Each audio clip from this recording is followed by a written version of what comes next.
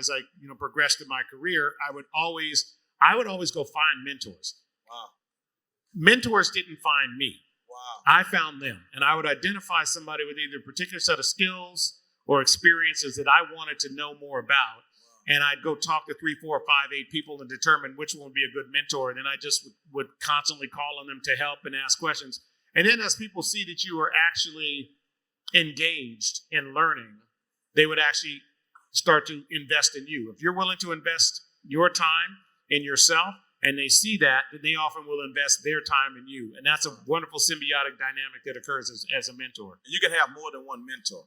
Oh, I've had dozens. Okay. I've had dozens of mentors in my lifetime, and always look for what I call exceptional people who are exceptional at certain things in the area of your interest. And that's an important thing too.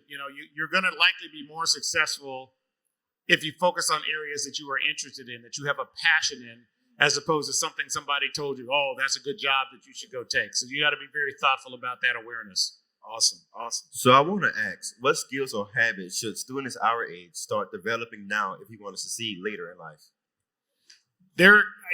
My son, my eldest son, he just graduated from college, and he was like, Dad, what do I need to focus on? And I said 2 things: skills and habits. Wow. Okay.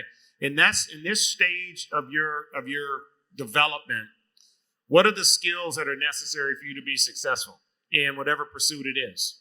And what are the habits that you need to develop and form to support that?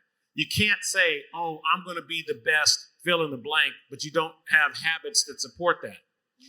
Habits of early, discipline, physical discipline, mental discipline, the reading you need to do, the people you need to engage with, talking to people actively in areas of interest. So skills and habits are the 2 things that are critical, I think, in this stage of your development. Wow. Last question. I think this is vitally important as well. You've been called one of the most successful businessmen in America. What does success mean to you beyond money? The most important thing is freedom. Wow. It's the freedom over your time. How do you spend your time? Are you spending on things that are of a pursuit that is worthy of your time, that is passionate, that speaks to your passions and is productive, where you can change the communities that you care about through your efforts and your work? Wow. And in some cases, the community is your immediate family. In some cases, it's a broader set of community that you can impact. But the freedom to do that is probably the most defining aspect of what true wealth is. Wow. One more. So if you could design the school of the future for students today, what would that look like? Yeah.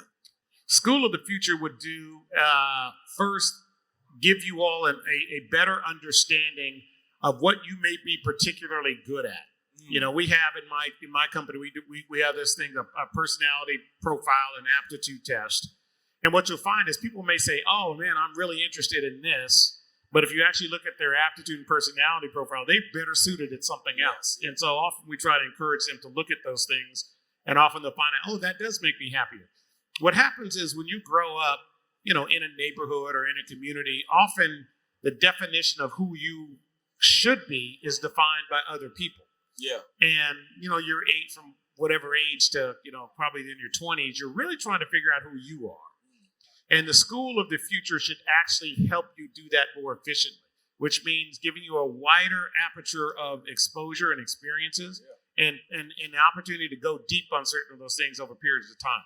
And I think that's the narrative that's an important part of building out an effective learning environment for students.